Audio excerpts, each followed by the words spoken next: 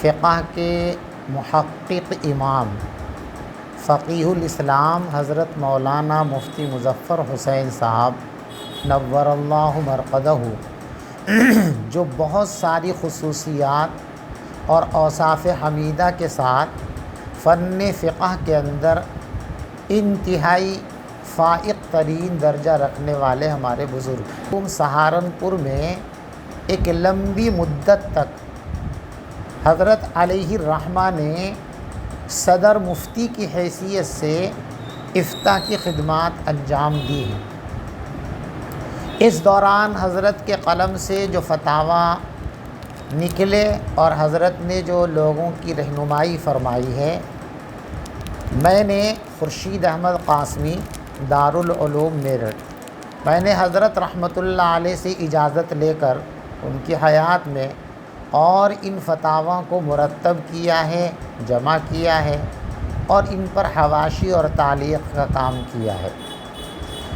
اس طرح ہمارے نونہالوں کو، فقہ میں مہارت پیدا کرنے والوں کو، افتاء کے میدان میں کام کرنے والے لوگوں کو ایک بہترین فقہی موتیوں کا ذخیرہ اس کتاب کی صورت میں انشاءاللہ دستیاب اور حاصل ہوگا۔ کتاب کی اہمیت، صاحب کتاب حضرت فقیہ الاسلام نور اللہ مرقدہ کی شخصیت کو دیکھیں تو فتوے کی اہمیت کا ہمیں اندازہ ہو سکتا ہے۔ دنیا میں جتنے بڑے لوگ ہیں، علماء ہیں، قلمکار ہیں، مصنفین ہیں، اساتذہ ہیں، ان کے عقیدت مندوں کا ایک حلقہ ہوتا ہے، شاگردوں کا حلقہ ہوتا ہے، اور وہ تمام حلقے اس شخصیت کو نمایاں کرنے اور بڑھانے میں بہت کچھ کردار ادا کرتے ہیں۔ عموماً اس کے اندر مبالغہ آرائیاں بھی شامل ہو جاتی ہیں، غیر حقیقی بہت ساری باتیں بھی اس میں آ جاتی ہیں، لیکن کسی شخصیت پر اعتماد ہو ان کے اساتذہ کی طرف سے، ان کے بزرگوں کی طرف سے، تو یہ ان کے فن کے مسلمہ ہونے کی بڑی شہادت ہے۔ حضرت فقیہ الاسلام نور اللہ مرقدہ کو اللہ نے یہ مقام عطا فرمایا تھا۔ دنیا کی عظیم ترین فن حدیث کی شخصیت حضرت شیخ زکریا نور اللہ مرقدہ، جو حضرت فقیہ الاسلام رحمۃ اللہ علیہ کے استاذ ہیں، بہت سارے فقہی اور حدیث سے تعلق رکھنے والے معاملات میں حضرت فقیہ الاسلام نور اللہ مرقدہ سے استفسار فرماتے تھے اور ان کی رائے پر عمل کرتے تھے۔ ان کے استاذ، ان کے مربی اور ان کے شیخ حضرت مولانا اسعد اللہ صاحب نور اللہ مرقدہ، وہ اپنی اخیر عمر میں کسی اور کے بتائے ہوئے مسئلے پر اطمینان ہی نہیں فرماتے تھے۔ جب حضرت کوئی مسئلہ بتا دیتے تو فرماتے کہ بیٹا ابھی اطمینان ہو گیا۔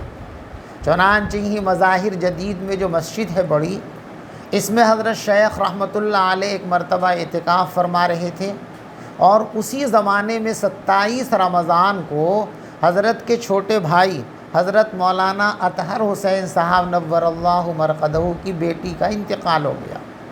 حضرت شیخ رحمۃ اللہ علیہ اس کی جنازے کی نماز میں شرکت کرنا چاہتے تھے، لیکن اعتکاف میں تھے، تو یہ طے کیا گیا کہ جنازہ مسجد کے باہر محراب کے سامنے رکھ کر اور نماز جنازہ پڑھ لی جائے، اور عام حالات کے اندر احناف کے یہاں یہ چیز کراہت کی حامل ہے۔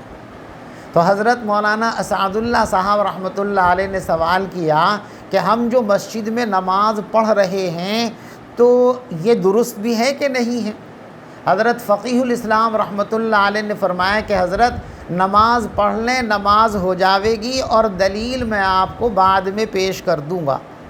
تو فرمایا بیٹا جب آپ نے کہہ دیا تو اب دلیل کی کوئی ضرورت نہیں ہے۔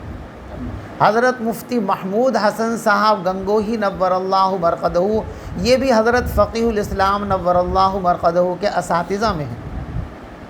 متعدد مسائل میں حضرت ان سے رجوع فرماتے تھے اور اس کا برملا اظہار فرماتے تھے۔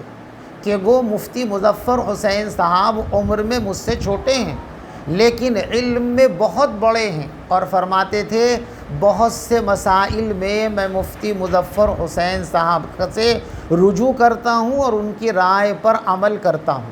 چنانچہ بعض مشاہدین نے لکھا کہ حضرت فقیہ الاسلام نور اللہ مرقدہ جب حضرت سے ملنے کبھی تشریف لاتے تو آپ اپنے کرتے کو اور آستین کو ذرا سنور کر کے محتاط ہو کر کے بیٹھتے، جیسے کسی ادب بڑے کی لحاظ کی جاتی ہے۔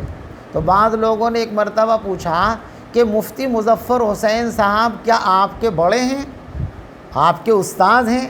فرمایا کہ نہیں، مفتی مظفر حسین صاحب عمر میں مجھ سے چھوٹے ہیں لیکن علمی مقام ان کا بہت بلند ہے۔